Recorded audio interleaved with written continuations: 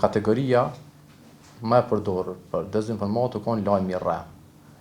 Të përfshi 81% gjatë ditës së zgjedhjeve me 1 orë ose 1 orë e gjys para se me u mbyll votimi, janë evidentu edhe 5 sondazhe të rreme dhe 2 exit poll të rreme, komplet të fabrikume. Sondazhet që i shohin në media sociale mos i marrin për bazë. Narrativat kryesore kanë qenë që komuniteti serb domethënë i ka zgjedhje për mbijetesën e tyre, domethënë si luftë ekzistenciale.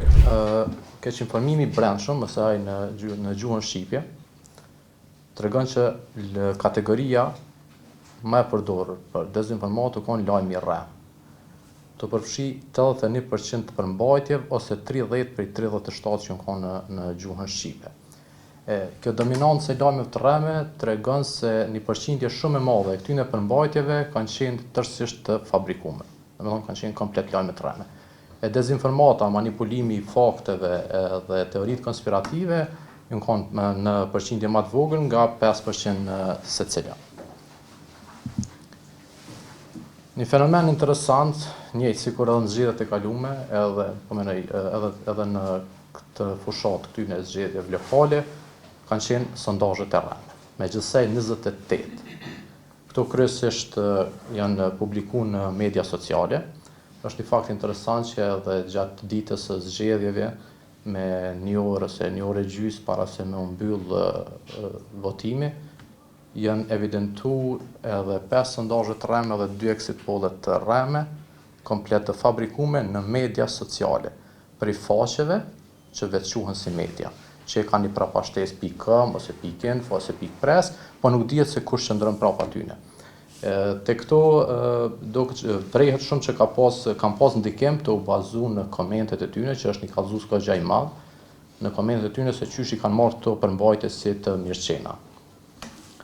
Në media sociale kanë qenë 89% e këtyre publikimeve.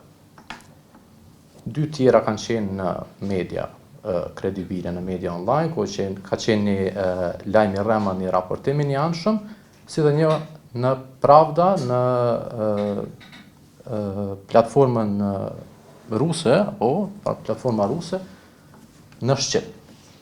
Është ai ose portal, ose qysh me quajt Pravdën.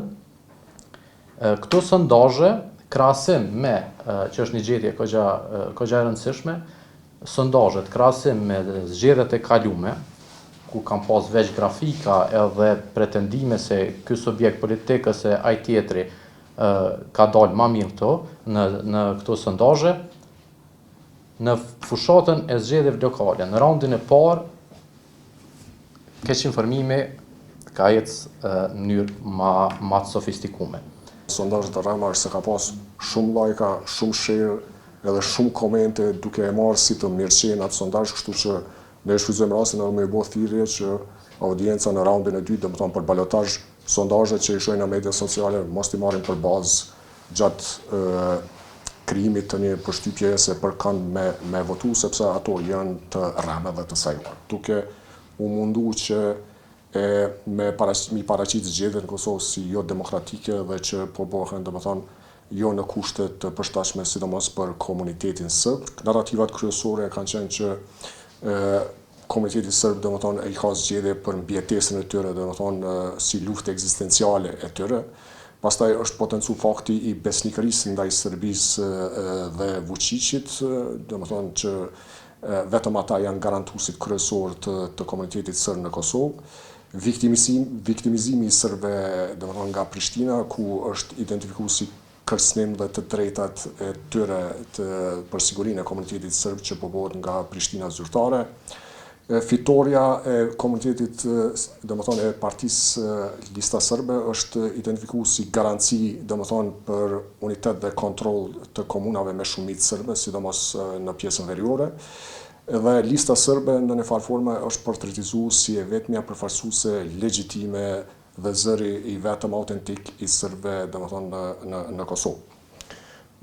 Kur kalojmë te narrativat e mediave ruse, Russia Today, Balkan dhe Sputnik Serbia, të cilat veprojnë në Ballkanin Perëndimor në gjuhën serbe, domethënë Sputnik Serbia ka publikuar 43 artikuj lidhur me zgjedhjen, ndërsa Russia Today Balkan 31 artikuj. Në një farë formë edhe këta i kanë amplifikuar këto narrativat serbe duke identifikuar zgjedhjet si formë ose si luftë për mbijetesë kombëtare e komunitetit serb në Kosovë.